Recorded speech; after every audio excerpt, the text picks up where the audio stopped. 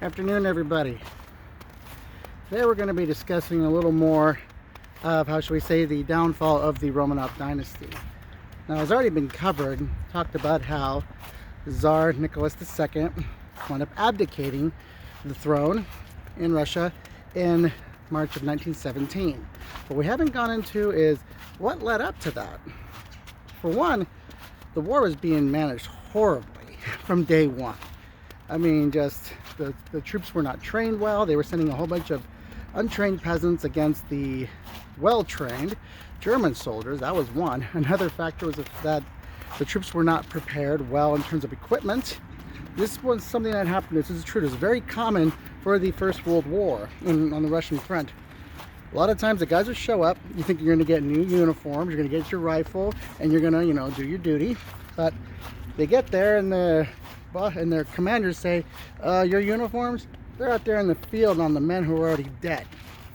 You get your uniforms and your boots off of the soldiers out there who've already died. We have nothing for you.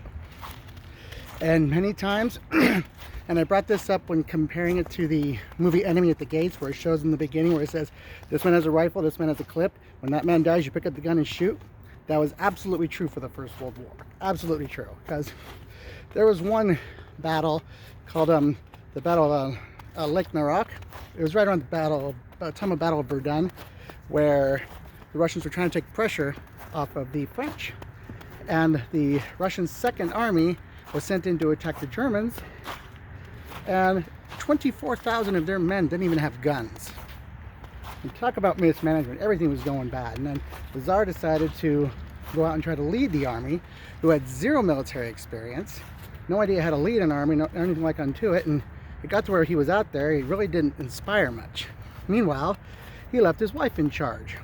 And his wife had been under the influence, so to speak, of the soothsayer, that's Rasputin. Because this still is a mystery to this day, but a lot of different reasons for possibly how Rasputin was able to work his way into the royal family. Because their son, the heir to the throne, Alexei, he had what was called hemophilia. Where the blood doesn't clot. It was a genetic thing passed down through his mother's line, going back to Queen Victoria. And he had it since he was a baby, and they couldn't get the hemophilia to stop. And then they heard about this guy who could do healings. And they brought him in. It was Rasputin, and within a short period of time, he got the boy's hemophilia. He got the boy to stop bleeding. And what it comes down to, what a lot of modern science says now, was that he had a very calm and soothing presence about him with his confidence, and he was able to help calm the Tsarina down, help her to relax, and also helped Alexei to relax as well, so for the body to be able to start healing itself. Those are some of the things that happened in that particular situation. But Rasputin became very trusted by the royal family, to where he was actually influencing royal decisions. The thing is, though, that in of itself is bad enough, with him not being part of the royal family or part of the royal court, but also he had an insatiable sexual appetite. Rasputin was well known for his orgies.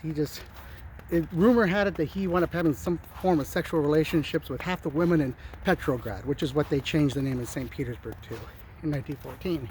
They wanted the name of their city to be more Russian, because they said St. Petersburg sounded a little too German. So Petrograd, Petro is Russian for Peter, and Grad is city, so Peter's city.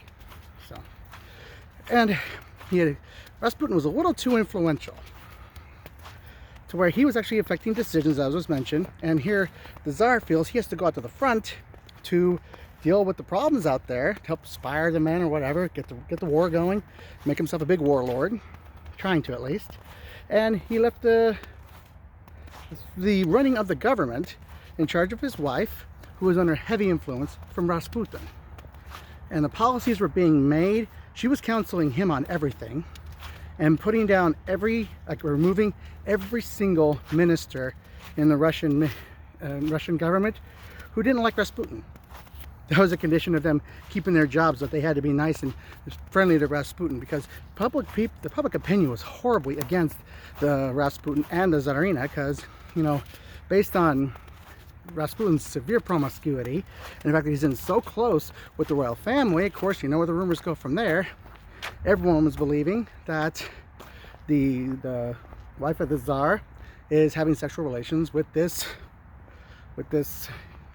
yeah, whatever you want to call Rasputin. I mean, it got to where it got in the press. It got to where she actually wrote some letters to Rasputin that got found by the press, or found by somebody, where she's just saying, like, I want to lay my head on your shoulder and anything like that. She trusted him to almost like a parent, and she was speaking to him in an affectionate way. And of course, everyone took that as, oh, they're having sexual relations, and so there are even drawings put all over St. Petersburg. The credibility of the monarchy is pretty much shot, as the one who is in charge is off running a war that they're losing horribly, and the rest of the government's being left in command of a mad monk. And so things got so out of hand by 1917, because the revolutions, I mean, riots were happening all over, even worse. Things were getting worse, things were getting harder for the nation, and the war is vastly unpopular for obvious reasons. And finally, the Tsar did wind up abdicating. So those are a few of the points of what happened with the downfall of the Romanov dynasty. So there you go.